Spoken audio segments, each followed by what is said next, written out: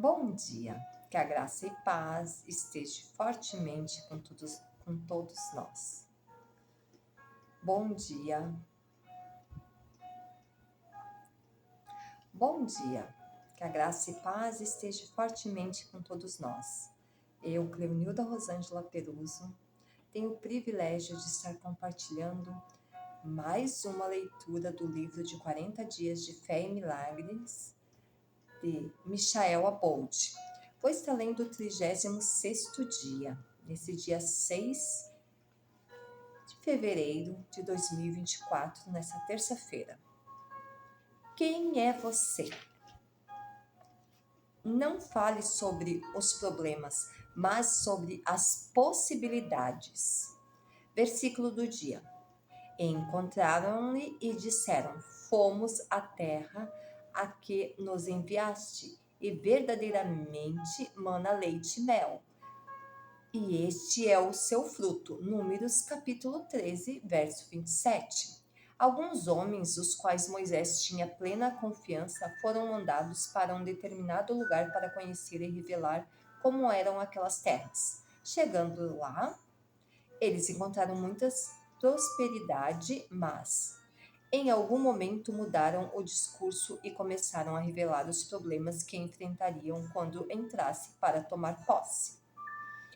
Caleb estava junto nessa empreitada e, ouvindo a murmuração dos outros, disse: Certamente subiremos e a possuiremos em herança, porque seguramente prevaleceremos contra ela.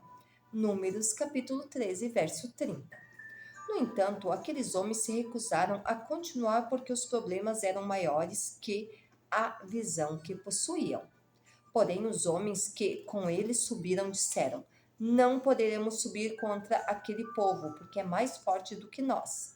E infamaram a terra que tinham espiado, dizendo aos filhos de Israel: A terra pela qual passamos a espiar é terra que consome os seus moradores, e todo o povo que vimos nela são homens de grande estatura. Também vimos ali gigantes, filhos de Enaque, descendentes dos gigantes, e éramos aos nossos olhos como gafanhotos, e assim também éramos aos seus olhos. Números capítulo 3, dos versos 31 ao 33, que acabara de ler.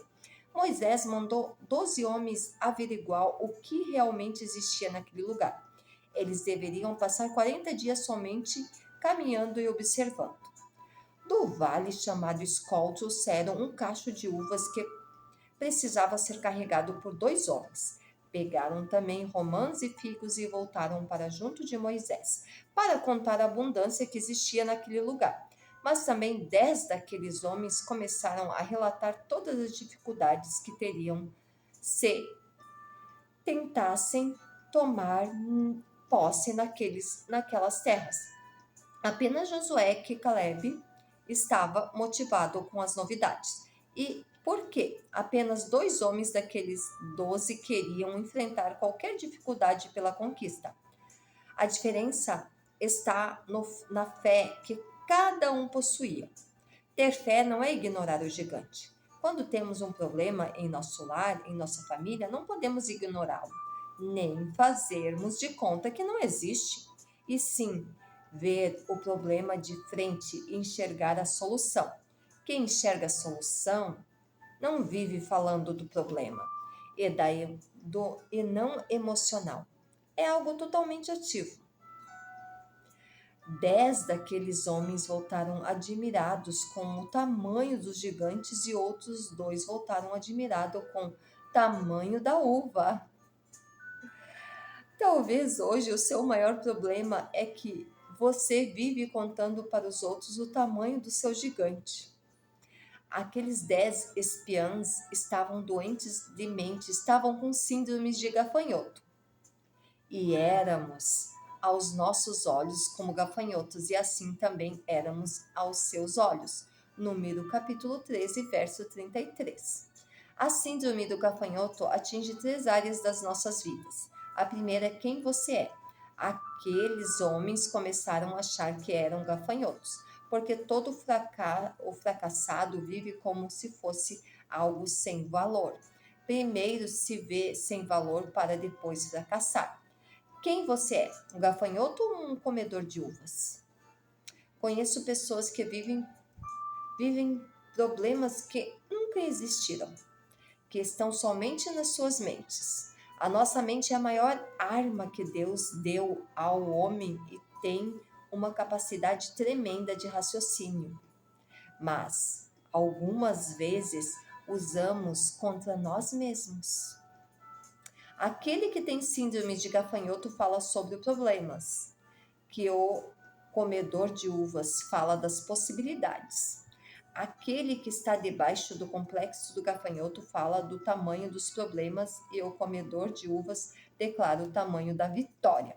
Daquilo que o seu coração está cheio e é que você falará. Mas a síndrome do gafanhoto nos torna medrosos e temerosos. A segunda área que esta síndrome atinge é a forma como vemos os nossos inimigos. E assim também éramos aos seus olhos. Eles não conversavam com o gigante para saber como eles ouviam, mas já foram logo dizendo que provavelmente seria como gafanhotos. Ela faz com que nós vejamos sem capacidade. E a terceira área atingida é como vemos o nosso Deus. Josué e Caleb, 2 comedores de uva, diziam que era para continuar e alcançar, porque o Senhor já havia entregado aquelas terras a eles. Já os outros 10 queriam criar justificativa para que Deus não agisse. Um comedor de uvas sabe que não deve se preocupar, porque quando Deus dá a visão, dá também a provisão. A síndrome de gafanhoto age em uma área do cérebro, fazendo com que a pessoa tenha sua visão distorcida. Mas a fé é uma arma que deve se unir com a sua mente e projetar o futuro através da razão e entendimento. Aqueles que eram os comedores de uva disseram que poderiam ir contra o gigante e vencê-los. Eles viram um Deus cumpridor das suas promessas. Quem é você? Alguém que enxerga além dos problemas ou se esconde para não ter que enfrentá-los? Que nós possamos refletir sobre isso e pensarmos que Deus está sempre ao nosso lado. Graça e paz.